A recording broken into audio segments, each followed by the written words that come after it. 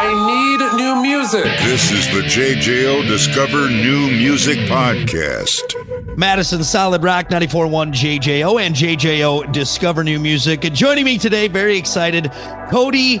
The QUI is a pain. Quistad? First try, yeah, you got it. Quistad. Did I get it? Yeah, you got it. We're on a first name basis because we're buddies, Cody. So let's get right to it. From Wage War, here to talk new album, Stigma. Very exciting. Let's talk new music, man. Let's get right into it. Then we'll have a little fun at the end of this. Stigma, fifth studio album. What maybe stood out in making Stigma compared to previous works from the band? Anything notable? I think a lot notable. I think in some ways, like feels like a maybe like a mission statement rebrand. I think for us, I think when we came into this record, leading up to this record, I feel like the sonic landscape of our band is like pretty wide, right? We've got an acoustic record, and then we've got songs that are like 6-minute breakdowns. You know, like we kind of are all over the place, and I love that about our band. And I think more than anything, we really wanted to like have our thumbprint and like further define like what is the Wage War sound, like what did we do, what is our thing. And I think going into this record, we really wanted to make it just that. And so we did 10 basically entirely different songs, all sprinkled in with what we normally do and some new stuff in there. But, kind of 2024 versions of where we feel like we're at as musicians and songwriters. And yeah, I mean, the goal of the record was really to make something that broke out of the stigma or the kind of box that a lot of people put like heavy bands into, or like genre specific, like, you know, whatever people call us metalcore, metal, like whatever, hardcore, post-hardcore, like people always have like genre titles, right? And I think for us, we just wanted to make a record that transcended that in a bunch of ways, not just in like, is it more melodic, is it more heavy? Like we just kind of wanted to further what we do, but also have our thumbprint in there. Was that maybe a harder headspace creatively to get into? Because when you're ready to be like, all right, guys, let's find us. I mean, we know Wage War. Was it a more challenging headspace to get into creatively for the album? I don't think so. I think after On the Heels of Manic, specifically the song, I remember sending that demo to the guys 4 years ago, and Chris was like, "Oh, this is cool. Who's this for?" And I was like, "This is for us." And he's like, "What?" So, you know, with that song in general was like a big risk for us, at least like sonically at the time. It was like quite a step in a different direction for us. And I think once we decided to like really put ourselves behind it, we named the album that. It was the title track, came out album release day. And since that day, it's been the highest streaming Wage War song every single month. We've closed with it for years. Like it's the one that you start, you know, that intro comes and everyone's just like, you know what I mean? So I think on the heels of that, I feel like we kind of gave ourselves permission to like, let's just go with what we're feeling. Because if we're not excited about it, it's going to come through in the music, and we're going to make an uninspired record. And if we are excited about it, I truly believe that comes through in the songs and in the record process and stuff like that. So to just be in a spot where we were looking at each other in the studio, it was like, I can't believe we're doing this. It's super exciting, honestly. What I'm gathering is for you guys as the band is the most Wage War you could be at this point.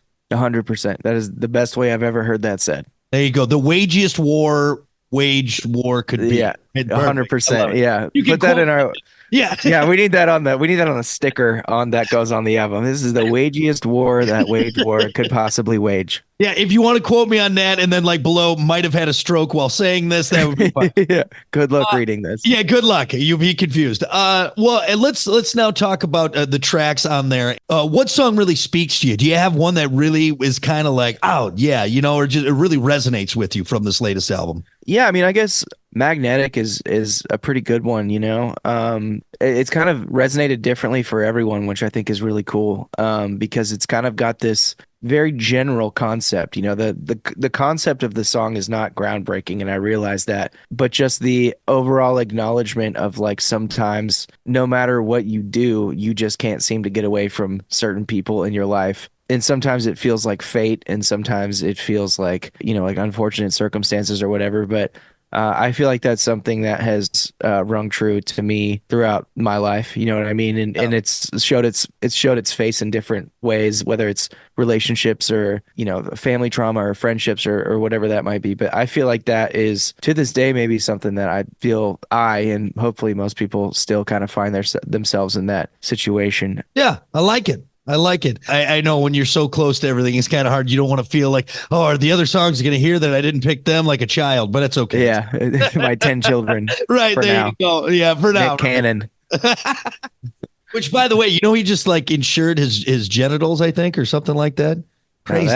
That's a cool move right there. I mean, who's doing that? It's kind of baller. When, like, obviously he has too many kids. He's being irresponsible, but to put an insurance policy on your genitals, that's kind of a baller move. I do have to give him that one.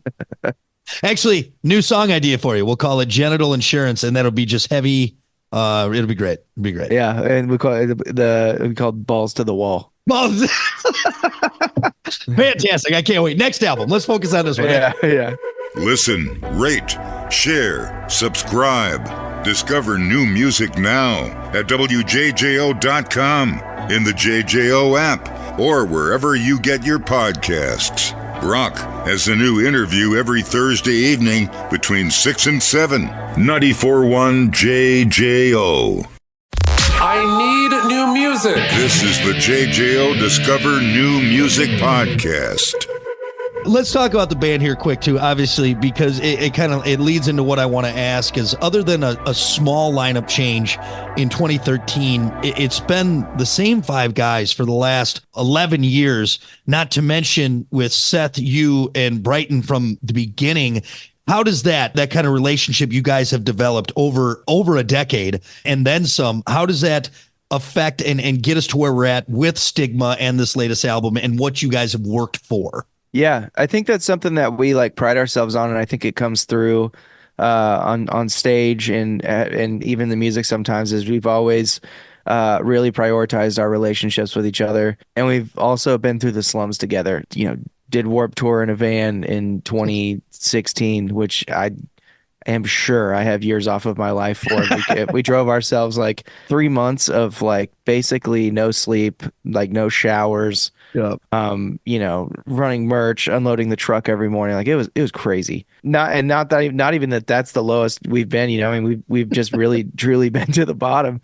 Financially struggling for money, and the cliches of the musician life are absolutely true. It can get really dark, and I think at those moments, really all we had was each other. And now that life is going a lot better, we get to tour on a bus, and we have crew, and we live in houses. You know what I mean? I think it's important to us, and honestly, we still have to check ourselves sometimes. Even when everything's going good, I'm a pretty emotional person just in general. I'm the first guy to be like, I love you guys. You know what I mean? That's my vibe. So I'm very sentimental. And I think it's really important that we always keep that same headspace of even though we're on our 5th record and, it's turning out to be the most successful one we've ever done. For me, I still have that same mindset of we're just getting started, baby. Let's get to the next level. Let's do the next thing. Manic brought us into arenas. We got the tour with Slipknot. That was incredible. And so it's now you got that taste, and it's all right, let's keep going. How do we make Wage War a full-blown arena band? Yeah. So yeah, it comes with levels, but yeah, staying close, and we do it every single record. I feel like there's been moments where we just kind of, have a talk somewhere while we're making the record. I remember on Pressure, we went to Venice Beach at night and just talked about the record, and we always find those moments and pockets where we just band together. And so I think that is, if not the most important, one of the most important parts about our band, and why I believe that we are where we are. I love it, man. Well, I know people are waiting with bated breath for Stigma. Very exciting. The 5th from Wage War. Cannot wait to hear more. I'll wrap it up. The important stuff before we fool around for just a little bit. It's 20 years from now. You look back on the career of Wage War. Let's shoot for it. Multiple Grammys, Rock and Roll Hall of Fame, all that good stuff. Yep. When you look back at the career, where do you think Stigma stands on that? I hope that people see it as almost. So we really toyed with. Actually, this is a fun fact. I haven't talked about this yet, but we almost toyed with this being a self-titled, and usually that feels like a lazy move because well, I don't know what to call it, self-titled. But I really think for us, this is I feel like this is a really great snapshot of our band and everything that we have done for the past 4 records.